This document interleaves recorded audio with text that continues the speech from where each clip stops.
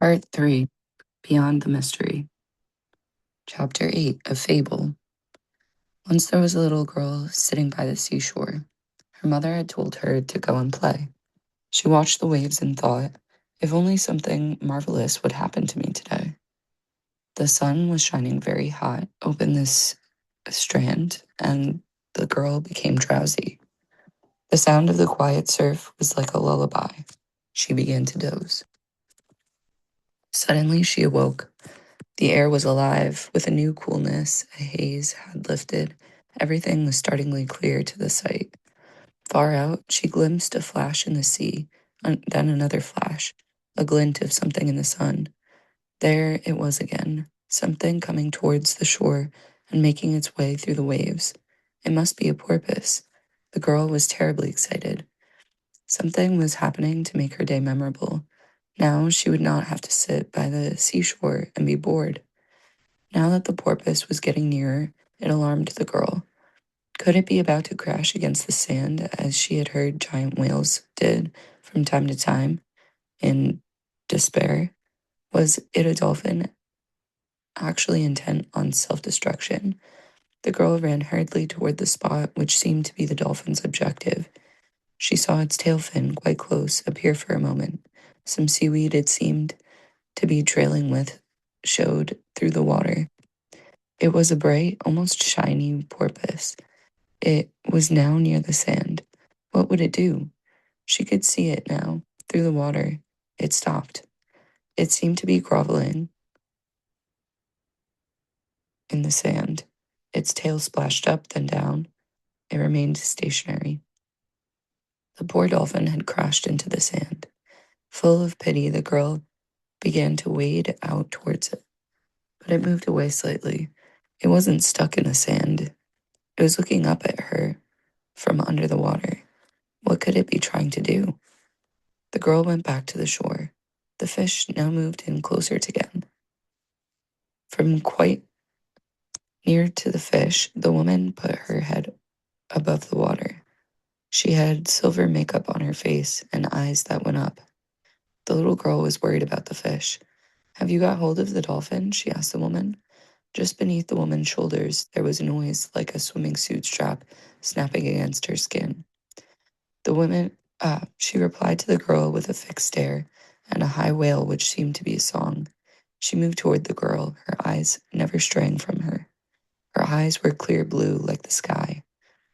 It was as if there were two holes in her head and you could see the sky through them. Again, her swimming suit strap snapped against her. Her eyes were like the hot sun. The girl wanted to go to sleep. The woman's eyes were like the sound of the surf. The girl sat down in the sand and tried to make herself see the woman more clearly. The woman's face appeared to be really silver. The woman's chest showed above the water now. Her bosom was bare. Her swimming suit strap must have snapped. The woman's bosom was a beautiful silvery green and shiny in the sun. The woman seemed unable to go any farther. She stared at the girl and remained motionless, except for a slight swaying to and fro. Who are you? Asked the girl. Have you come here from a boat? The woman gave a long wail, but the expression on her face did not change. Then there was the snapping of the swimsuit again, but this time the girl saw that above the woman's bosom were two long, thin slits, which had opened and snapped shut loudly, as if they were muscles flexing, just under her beautiful, sleek collarbones. The woman stirred as if she were resting uncomfortably on a high stool. She looked dissatisfied and, twisting her torso, she leapt forward and fell with a splash in the surf near where the girl sat. She had no legs. It was what the girl had thought was the dolphin. The woman was a mermaid. Her body stretched out long, sleek, shiny in the sun, with the surf rushing up past her and then retreating. She leaned on an elbow and raised her dolphin's tail slightly up in the air, then tapped the shallow water, and did so several times the way that girl tapped her fingers on the desk at school meant sometimes. The mermaid had no scales like an ordinary fish. Her skin was like that of the dolphins in the aquarium who jumped through hoops.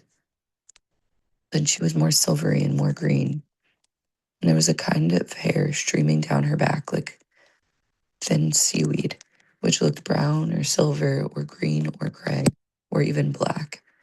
It was all those colors. And still the mermaid tapped her tail against the surf and stared at the girl. She was very much like a naked woman.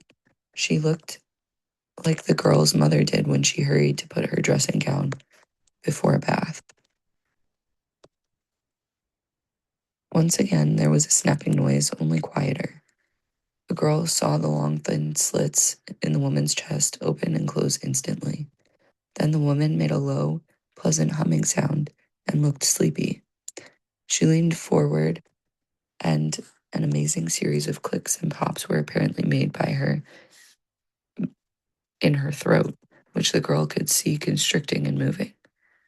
The girl stood up and said to her, "I've never seen a mermaid before. Can I tell Mommy?" The mermaid seemed to reply by smacking a fin against her skin somewhere behind her, rocking and making a long, loud hum. She leaned forward more and looked at the girl, and her eyes seemed to gloss over and go green. She opened her mouth. Little pointed teeth showed in pink gums, and a long whispering came out which seemed like the sea at a distance. She then beckoned the girl to her with her arm and her webbed fingers. The girl stood in the surf and touched the mermaid. "You're so soft," said the girl, "not like the fish are. I mean, fish are soft, but you're so smooth." The girl liked the mermaid. She had never seen anyone so smooth and silvery and beautiful. "I bet you can swim better than ordinary people. I'm going to run and tell Mommy you're here." The girl began to walk away. "You won't go away, will you? Wait here." And she made every effort to smile and signal her intentions. The woman seemed to nod in agreement. The girl ran quickly, looking back often to see if the mermaid woman would wait for her. The mermaid made no attempt to move, but merely watched the girl. From a distance, the mother could see something lying in the surf, as her daughter tugged at her skirts excitedly. "It's something from a wreck," said the mother. "No, Mummy, it's a mermaid," said the little girl. "Don't be silly, darling. Mermaids don't exist. They're just in stories. Now what is it you found?" Then suddenly the thing in the surf moved. It was horrible, like a serpent. "Oh, it's alive. It's moving. No." And she turned and tried to push her little girl back home.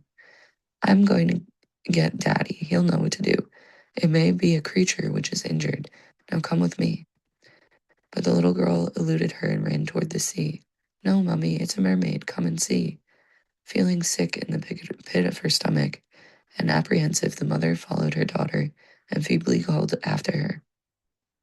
The girl quickly reached her friend from the sea, and the mother, seeing her standing beside the moving creature, cried, "No, get away from it." She then ran, and it was a woman, and fish it was. It was silver. It was a mermaid. "No, darling, no. Get away from it. It's horrible." Her daughter came to her so obediently, and the mother stared in disgust and nausea at this awful slimy sea creature with a grotesque human frame grafted onto it, a monster, an abomination. She felt her stomach constrict. She gasped. She bent forward in the thought that she would be sick. "God," she gasped, go home," and pushed her daughter violently to make her run. "What is it, Mummy?" asked the girl, who was now becoming terrified. "Mummy," she cried in alarm. Her mother was choking, eyes bulging, stumbling toward her with her flat palm outstretched to push away toward home. "Mummy, Mummy." They heard a loud splash and turned just in time to see the mermaid slip away effortlessly at lightning speed into the deep water, gone instantly from sight. "Oh, God," said the mother, and as she clasped her head and fell to her knees on the sand. "She's gone, Mummy. The mermaid's gone. But you saw her." The mother looked at her daughter as if the girl might at any moment herself turn into a mermaid. "Oh, darling, what is it? Tell me it isn't true," said the mother, and put her head down into the hot, sharp sand. A little story about a child and an adult and their different reactions to a strange, intelligent amphibian. To the child, it could swim better and was silvery and fascinating. To the mother, it was repulsive and horrible. In Appendix 2, the reader will find an English translation, the surviving fragments of the lost Babylonian history, written in Greek by a Babylonian priest named Berossus, who seems to have been an acquaintance of Aristotle and drew his own country's temples archives, which were in cuneiform, of course, to compile the history of his country from original documents. The readership would have been the cosmopolitan inhabitants of the Hellenistic world created by the conquests of Alexander. In his work, Berossus describes his country's tradition of the origins of its civilization, and the tale is a strange one. For a group of alien amphibious beings were cited by the Babylonians with having founded their civilization. The main individual of the group of amphibians is called Oannes. We have had occasion to refer to him earlier.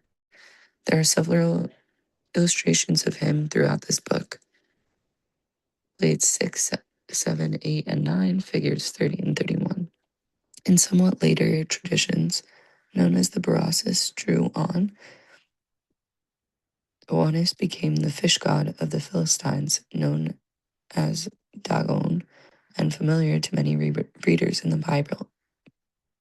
By that time, Oannes as Dogon had become an agricultural deity. In the surviving fragments of Berossus, we have no reference to the Philistine tradition, and we shall probably never know whether Berossus mentioned it or not. But in the Berossus fragments preserved by the historian Apollodorus, we read that there appeared another personage from the Arthurian sea like the former, having the same complicated form between a fish and a man, whose name was Odakon. This seems fairly clearly to be a corrupted form of Dagon, unless Dagon is a corrupted form of Odakon.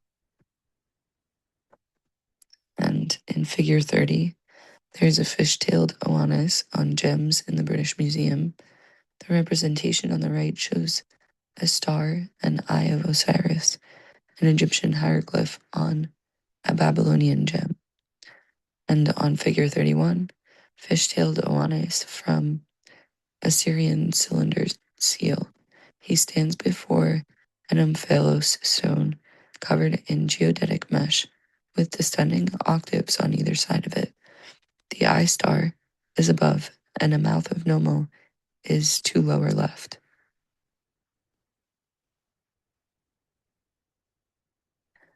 Apollodorus criticizes Abidenus, who was Aristotle's disciple, for not mentioning that there were other amphibious beings besides Oannes himself. He says, concerning these, Abidenius has made no mention. Apollodorus, therefore, seems to have given Berossus a close attention to detail, which Abidenius, for his purposes, neglected. There's an extremely important point. This is an extremely important point, as we shall now see. Berossus, according to the close account of Apollodorus, calls the amphibians by the collective name of the Anidoti. They are described as semi-demons, not as gods. For some time, I thought that the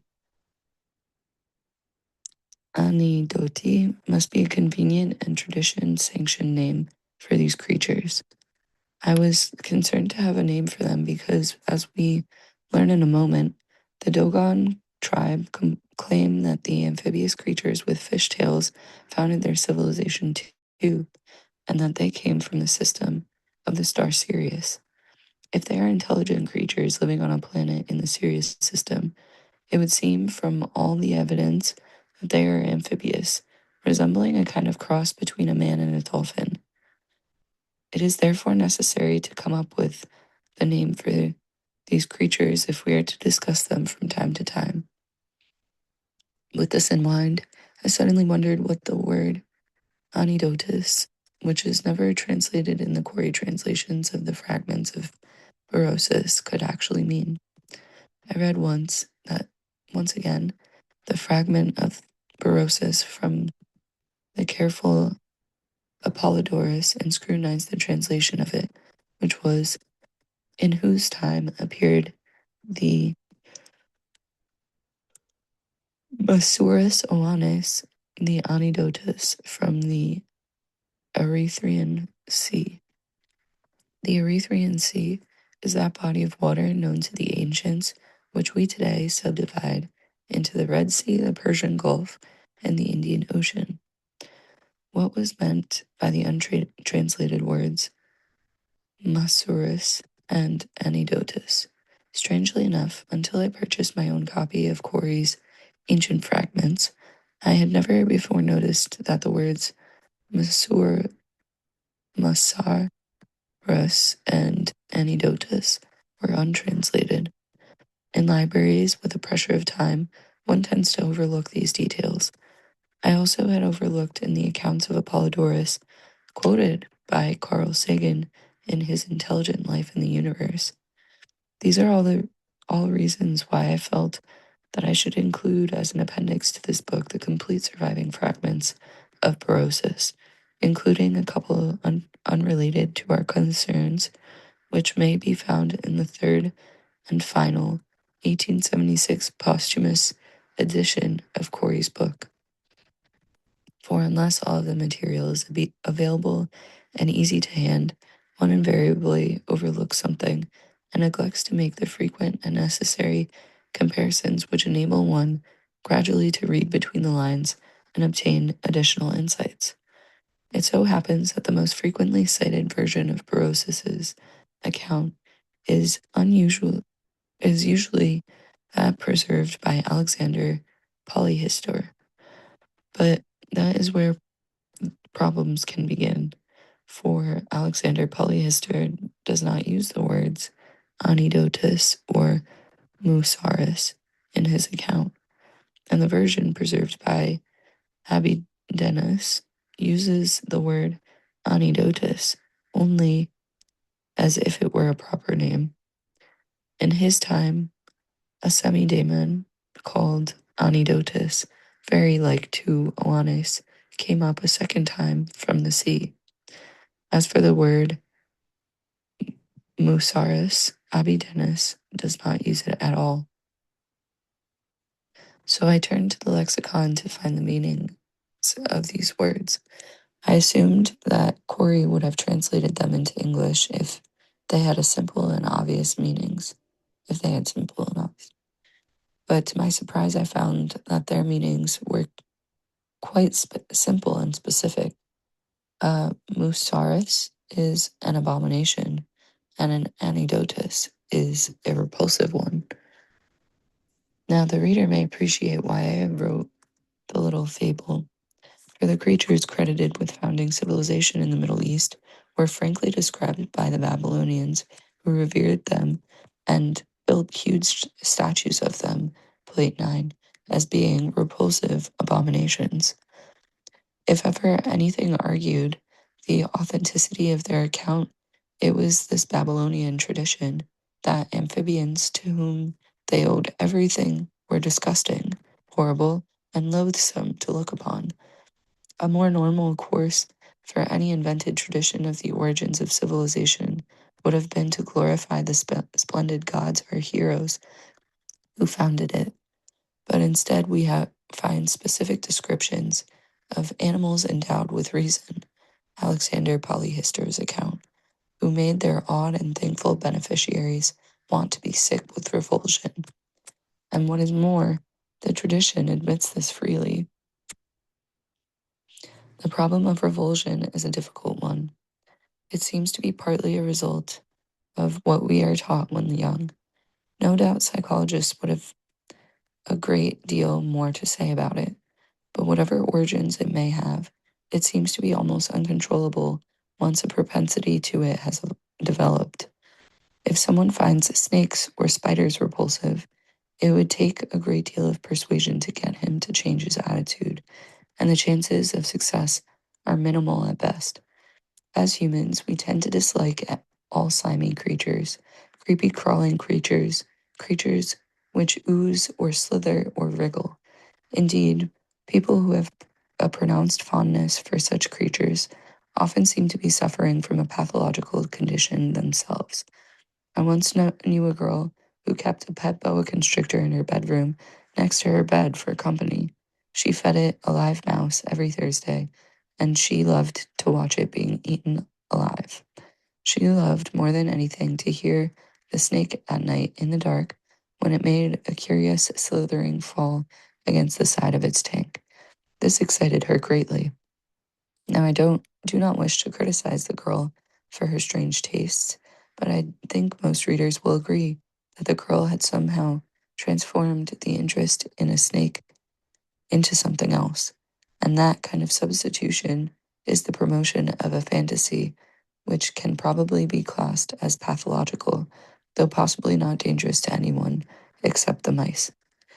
Granted all these circumstances of human relationships to slithery creatures and problem of revulsion in general, it does strike me as a most superb irony that a race of intelligent beings may really exist in our near neighborhood of space who are slimy and repulsive, and yet who have found many of the elements of our own human civilization and have a technology sufficiently advanced to enable them to travel between the stars. Indeed, when all other pleasures in life fail, the one remaining is a delight in irony. I recommend it, both to men and Anidoti.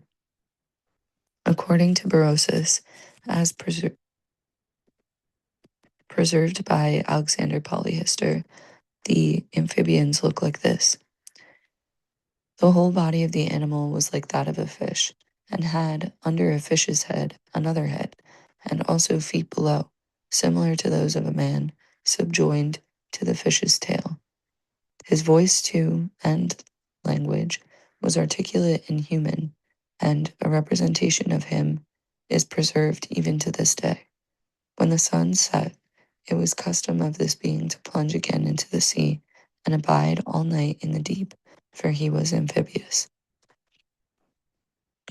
Who was Berossus, and how reliable was he? It is best to quote Quarry's own preface for the information. Berossus, a Babylonian, flourished in the reign of Alexander and lived sometime at Athens, and according to many, he wrote his Chaldean history in the Greek language. As a priest of Belus, he possessed every advantage which the records of the temple and the learning and traditions of the Chaldeans could afford, and he seems to have composed his work with a serious regard for truth. He has sketched his history of the earlier times from representations on the walls of temples, from written records and traditionary knowledge.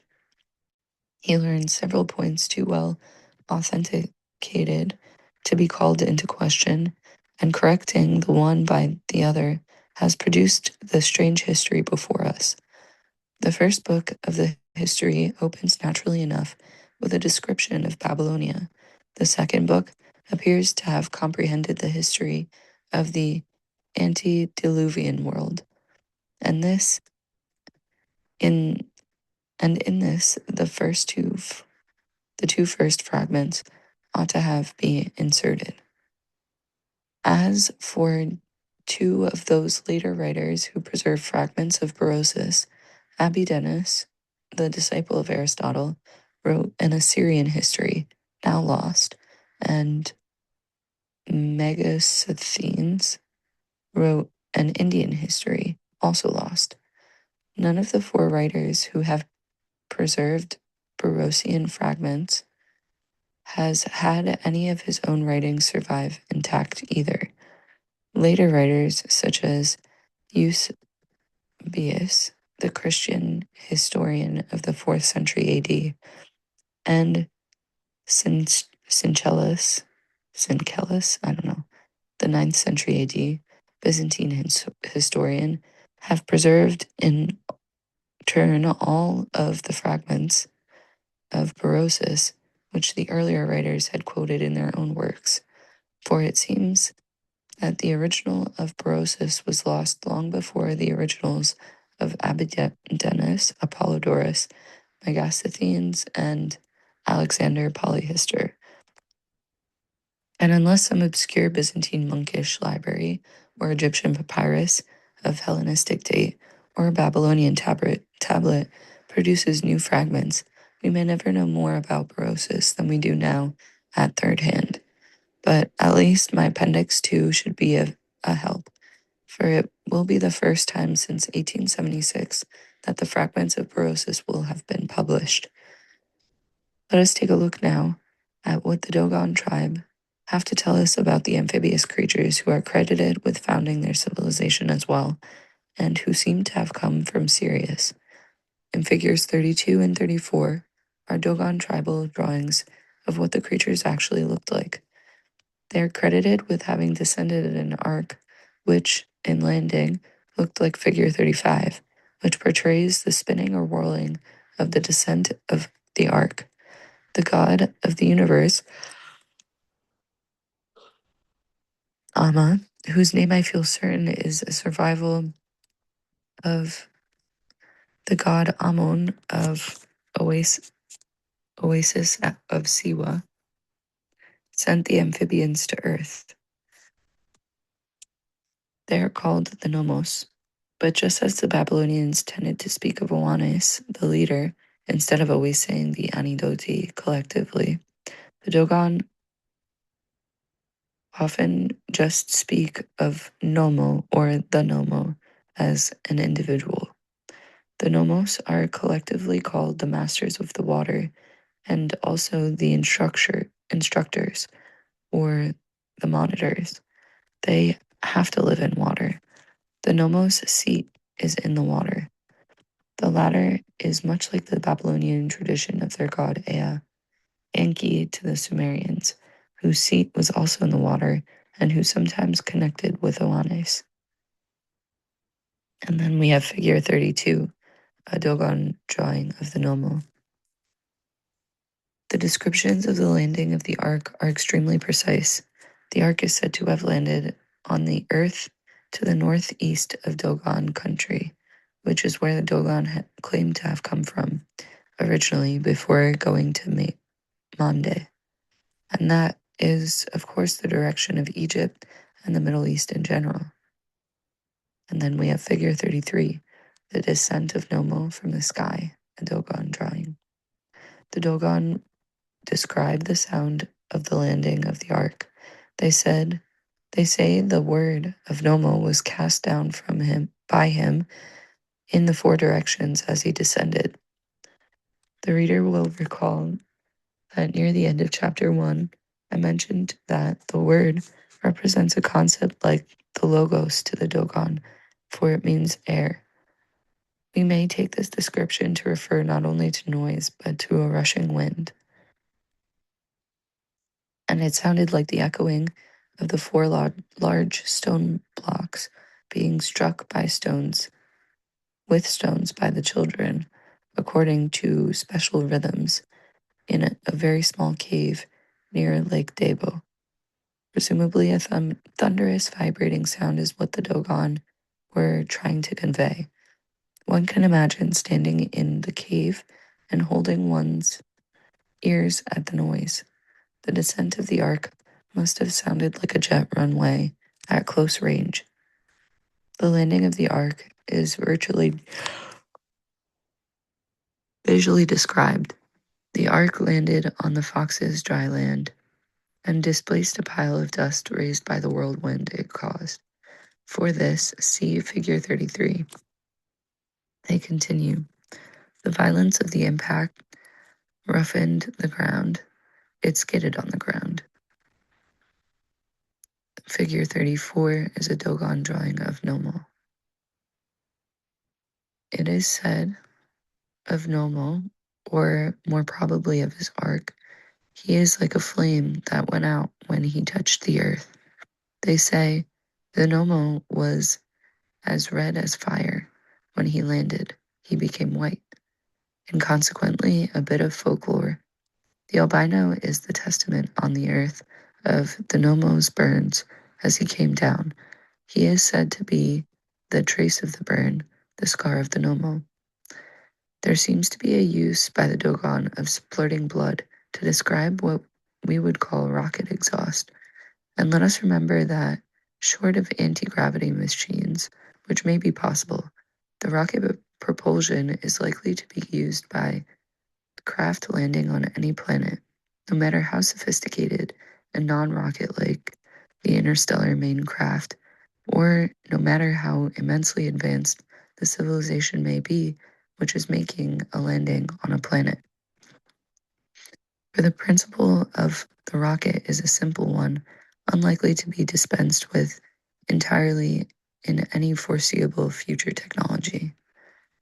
And then we have figure 35, the whirling descent of the spaceship of Nommo, a Dogon drawing. Actually, the Dogon seem to make a clear differentiation between the arc in which the Nomos actually landed on Earth and what we may surmise was the true interstellar spaceship hovering above in the sky at a great distance, in which the Dogon seem to describe as appearing in the sky as a new star and leaving with the Nomos at their departure from Earth. In fact, this is the sort of arrangement one would expect. An interstellar spaceship would probably look like a bright new star, possibly visible in daytime as well as night, and the landing craft would be a simple rocket propelled craft, not so different in principle from machines which we use at the present time for landing on the moon. At this point, I should make it clear that I do not believe that spaceships from extraterrestrial civilizations are flitting through the skies at this moment. I am not a flying saucer enthusiast. I do not believe that spacecraft would behave in the erratic fashion in which UFOs behave. It makes no sense to me that the spacecraft would fly idly around, making spectacles of themselves, and ambiguous spectacles at that, for years on end. If we went to another inhabited planet, would we waste either time or resources on such an apparent nonsense?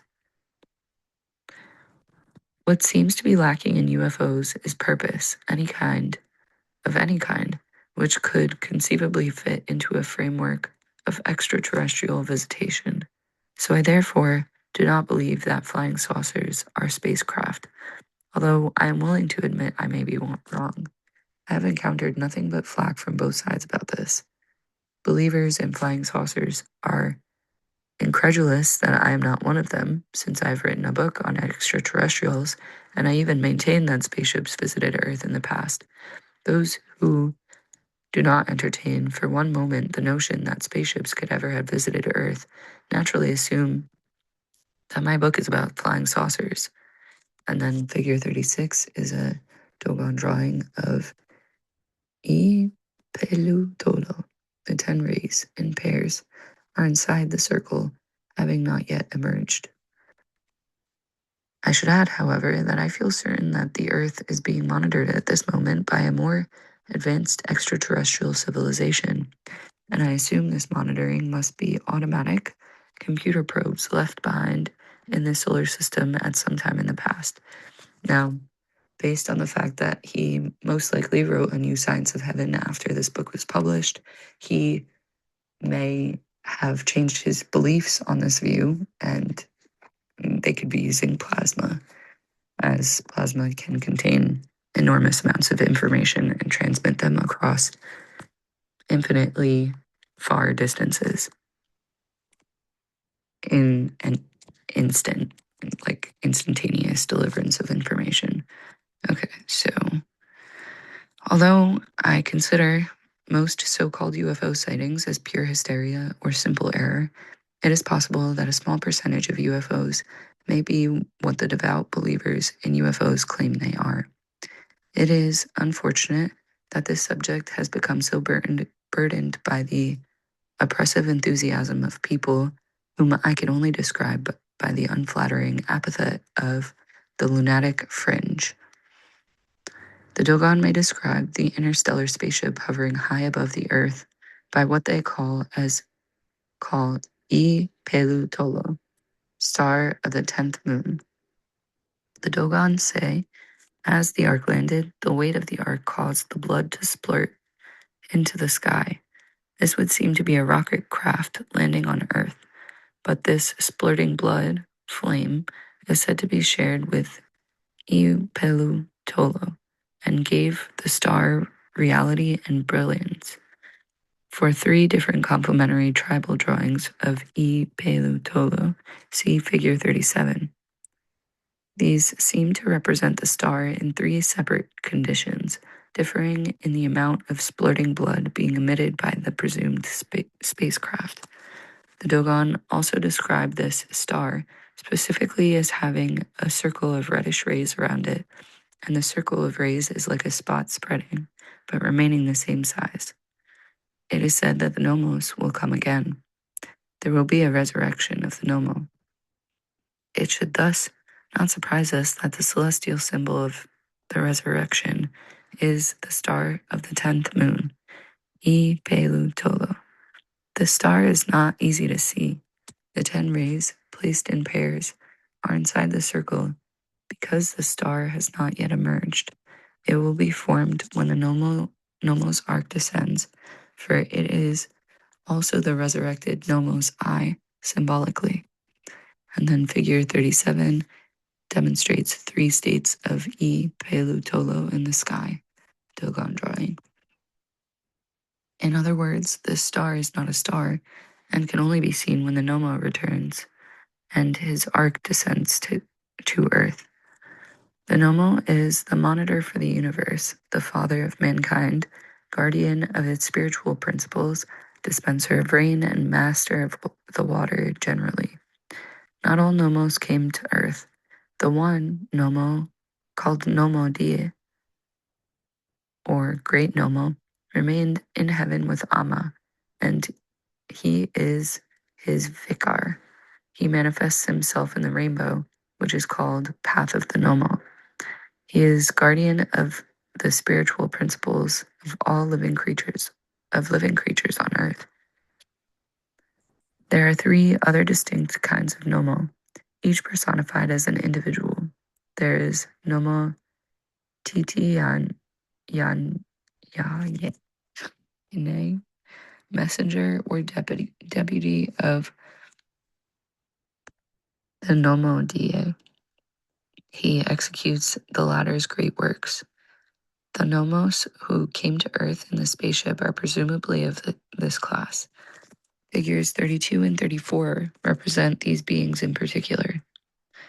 A 3rd class of Nommos are represented by O Nommo, Nommo of the pond. He will be sacrificed for the purification and reorganization of the universe.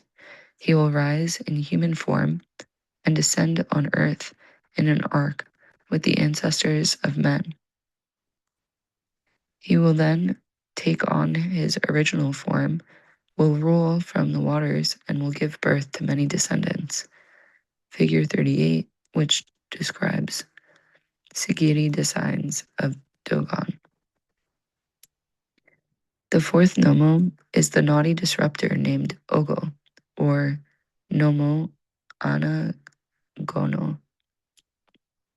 As he was about to be finished, being created, he rebelled against his creator and introduced disorder into the universe. Eventually, he will become the pale fox, Le Renald Pal, which is the image of his fall. In many ways, the fox resembles the Egyptian deity Set.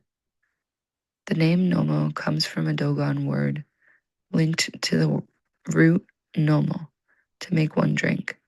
It is said the Nommo divided his body among men to feed them. That is why it is also said that as the universe, had drunk off his body. The Nommo also made men drink. He also gave all his life principles to human beings. He was crucified on a kilena tree, which also died and was resurrected. After the ark had landed, according to the Dogon, an interesting series of events took place, which made a great deal of sense if one remembers that amphibious creatures were inside. Something described both as a horse and just simply as a quadruped appeared, which pulled the ark with ropes to a hollow. This stage momentarily transformed the ark into a chariot drawn by a quadruped with ropes. The hollow then filled with water. However, an untoward incident then occurred. After the first rainfall, when the water had filled the pond, the water insect entered the water. It wanted to bite the Nommo's head, but it was unable to reach the edge of the ark. The bad water insect was thus unsuccessful in wishing to do harm. When the water filled the pond, the ark floated on it like a huge pierogi. It is said the great ark came out of the sky and came down. In the center, the Nommo was standing. He came down. Then he returned to the water. From then on, he was called O Nommo, Nommo of the pond. Through respect, men will not utter his name, but will call him instead Di Tigi, master of the water. Thus we see that the second and third categories of Nommo are really the same, but represent successive states. And as for the future, his twin, who will descend later on with the blacksmith, twin of the victim, he will also be transformed in the pond.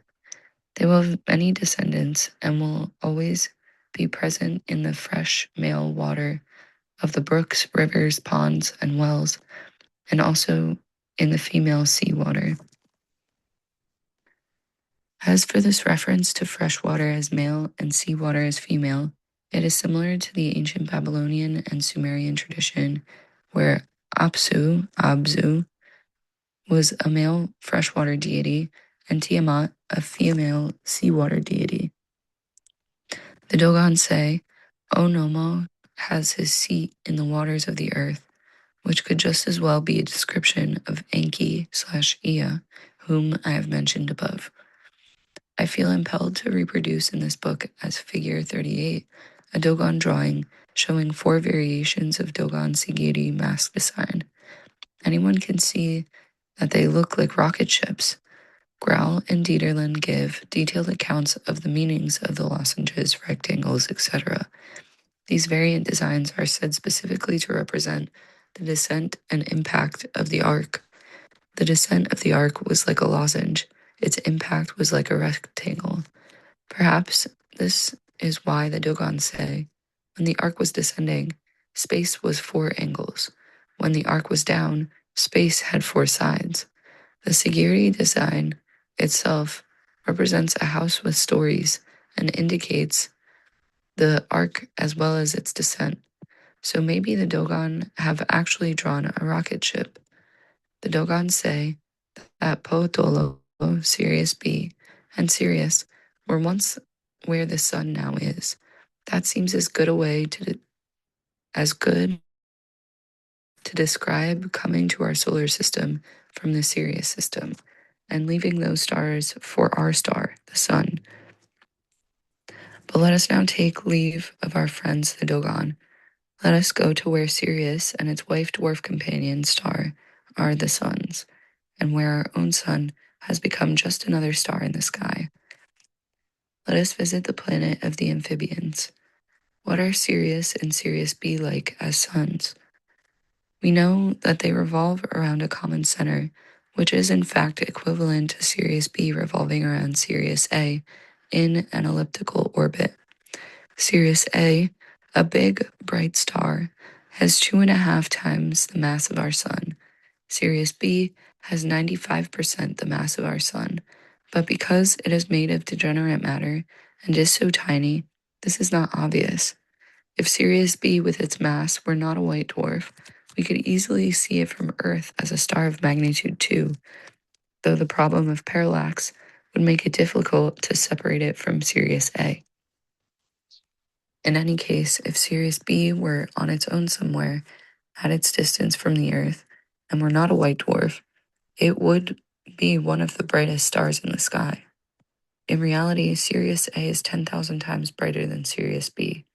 The luminosity of Sirius A is 35.5 times the luminosity of our sun. That makes it a pretty hot number. We can be certain that our planet is not too near it.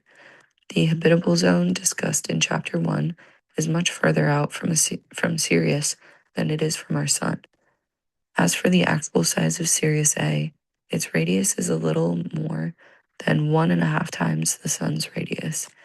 This means that Sirius will be smaller in the sky than our own sun seen from the planet. It will be a good deal smaller, but will need to have roughly the same amount of heat, which is not too difficult considering how terribly hot and bright it is. To us, it would be a strange experience to see such a small body in the sky giving out so much heat and light. Looking directly at it would probably be as injurious as staring into an arc lamp. All the more reason to be underwater and not so tempted. Our planet will probably be quite hot. In fact, it will probably even be covered with a vaporous layer of cloud at most or all times. It might look something like Venus from a distance, though of course Venus does not have temperatures or clouds from the sort which living creatures are likely to find agreeable. It would seem important to keep cool on this, probably rather hot and steamy planet. Therefore, intelligent life is likely to have evolved as amphibious and never have taken to the land. These amphibians might easily inhabit the surface of the water, of course, for they would need to breathe atmosphere and would not have gills like fish. They would probably need to be mammals of some kind in order to develop the brain sizes and other characteristics necessary for intelligence. They would probably spend a lot of time hanging out by marshes and might have developed an indigenous way of life originally, which involved the use of woven reeds and huts and transport and so on. They would long ago have got past that stage, of course, but perhaps their first style of life, to which they may even look back with some nostalgia as the good old days of simplicity and carefree existence, was something like that described by Wilfred Thesiger in his book The Marsh Arabs, in which the inhabitants of southern Iraq are pictured in the marshes of the lower Tigris and Euphrates, quite near where Oannes and his friends are said to have spent most of the time. One is tempted to know. If you were one of these creatures, you would be a good deal like a dolphin with arms and hands. You would, due to your amphibian nature, have a separate blowhole for breathing in addition to your mouth. You would be able to hold your breath for long periods, and when you did breathe through your blowhole, it would be a gasp and make a bit of noise. Your blowhole would be open and close almost instantaneously, and your breathing would tend to be infrequent and loud, but loud and quick. The blowhole might be placed in such a way that it consisted of one or two small slits, long and thin, just beneath your clavicles, collarbones. In fact, the Dogon have a tradition that the Nommos breathed through their clavicles. You could not go about bare-skinned in any atmosphere for long. You would require moisture on your skin after a few hours at the most. When your skin dried, you would be in absolute agony, worse than a human with sunburn. And then figure 39 has the Nommo breathes through air holes in his clavicles that look like this Dogon drawing. Because you would frequent the surface of water a great deal, there would inevitably be a considerable contrast between the top half of your body and bottom half. The tradition known to us of the mermaid expresses this state of affairs quite well. Your lower extremities would be quite fish-like, but you would have articulate limbs and fingers on your upper half, and your skin would be more capable of resisting solar radiations, and hence would be more like that of a land mammal. Probably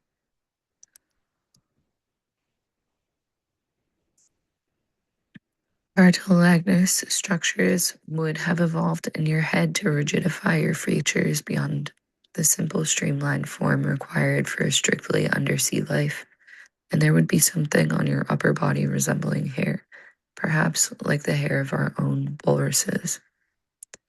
Your teeth would probably be feeble compared to those of ferocious carnivores such as sharks.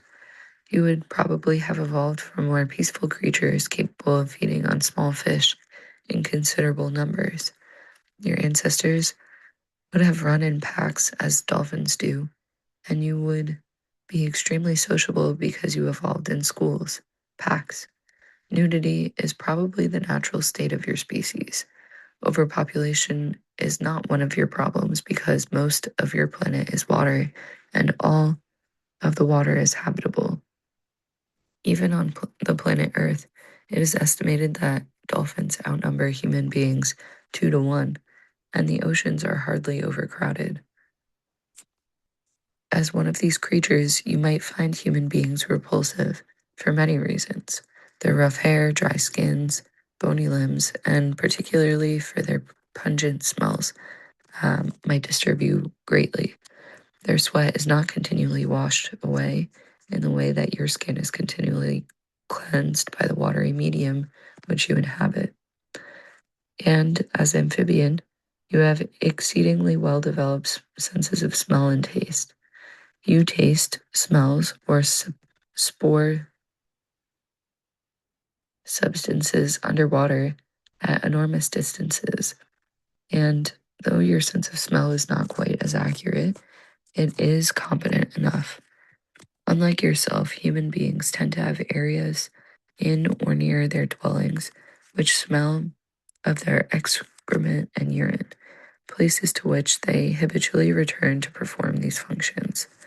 As amphibian, whose waste products dissipate in the water, you find such an idea revolting. How can human beings stand going back to those same odors day after day? One of the most disturbing sights to you is to watch human beings walking. When humans stand still with their legs together, they look almost normal, but then suddenly they split into two and begin walking, which makes you slightly dizzy and upsets you. It makes you feel nervous with the thought of how dreadful it would be for you if you split and thereby became a cripple in the water. You admire the agility of humans on dry land. They can climb trees and cliffs, which is all of which is terribly impressive. They can go at great speed on land with what they call running, even if they have a certain capacity to jump over obstacles. They are not as swift on land as you are in water, but they do passably well. You do have difficulty in seeing them sometimes because as you are in a watery environment, your vision is not good at long range. And the humans, being dry, do not stand out against their background as much as you could wish. But when they move, you can instantly detect motion without optical definition. But a stationary human who is even approximately camouflaged and blends with this background is impossible for you to differentiate with your unaided eye. You rely on your sense of smell, like a rhinoceros, but when the wind is against you, you have no hope. A human can easily elude your perception on dry land if he knows what he is doing, and you do not have your goggles or technical aids with you. You would have an extremely agile mathematical mind. Your ancestors developed from the primitive state by computing the intricate astronomical phenomena and radiations falling on your planet without benefit of direct optical observations. The brains of your species were thus engendered to conceive and solve vast, intricate abstractions. Your powers of holding complicated mathematical structures suspended in your mind's eye while performing mathematical operations on them is extraordinary. You have a phenomenal conceptual and generalizing faculty. It is easy for you to conceive of invisible and even imperceptible forces because your daily environment is a suggestive, elusive one. You taste and smell your ambiance rather than see it. Your powers of telepathy may be extremely evolved, possibly a characteristic of your species from their earliest history. The climate range of your planet is greater even than Earth's because there are no ice caps, due to there being more radiation from the 2 or 3 stars in your multi-solar system. Your oceans are all the more extensive, therefore, for not being locked up in ice caps at the poles. Spaceflight is less uncomfortable for you than for humans, as the state of weightlessness is often approximated underwater. Indeed, on Earth, the astronauts train underwater. Your blood circulation is thus better suited to the weightless condition than is the case with humans, and you do not at all mind living in the gigantic water tanks orbiting your planet, which constitute your many satellite space cities.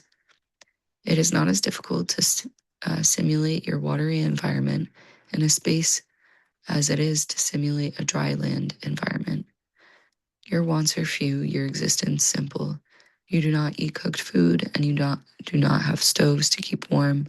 Farming for you is mostly the breeding of delicious small fish, and meals are an adventure, as you love a good chase and the satisfaction of catching your food.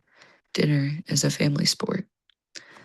The amphibians must have a name, and the Dogon name for them of the monitors may be the best to consider using.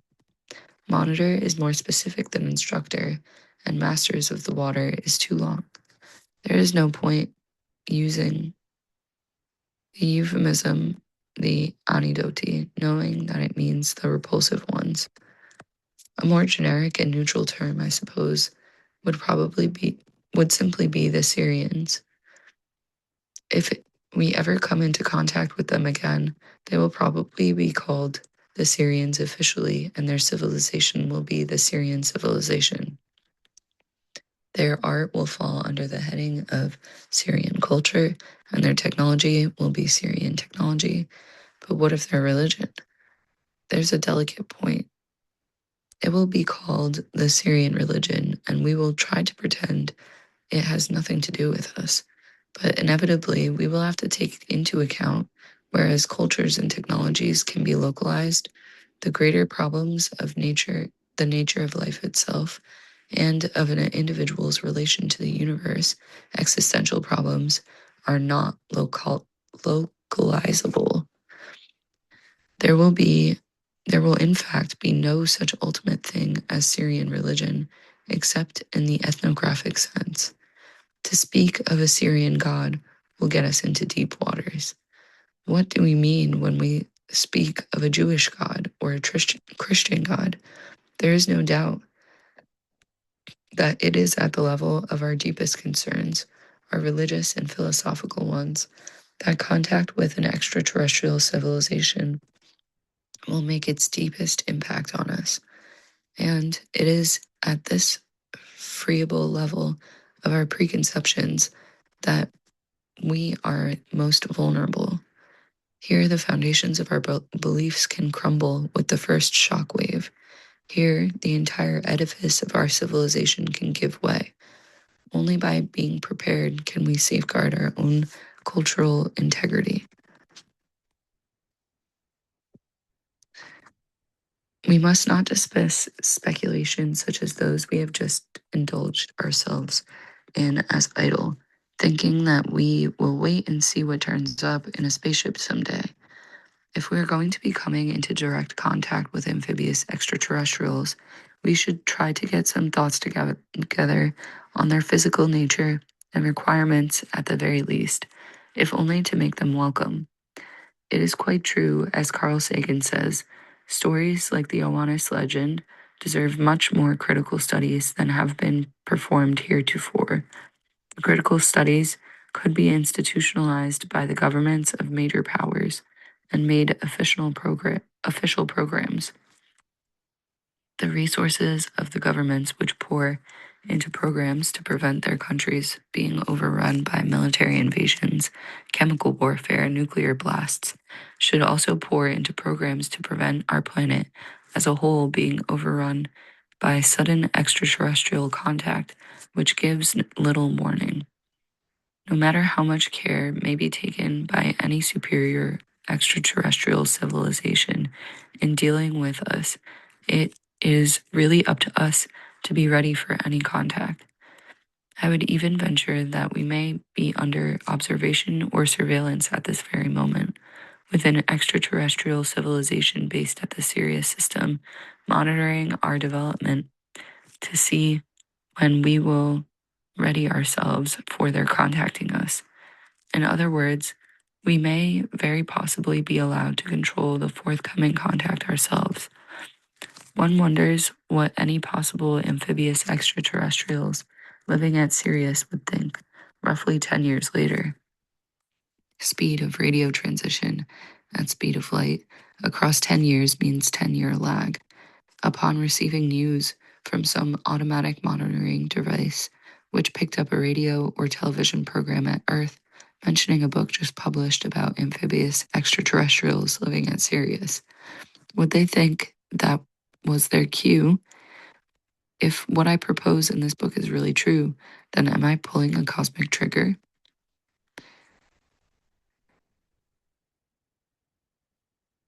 When this book was accepted for publication, the managing director of the publishing company asked me to his office for our first meeting. He had personally decided to accept the book, and he had himself read it. To be continued.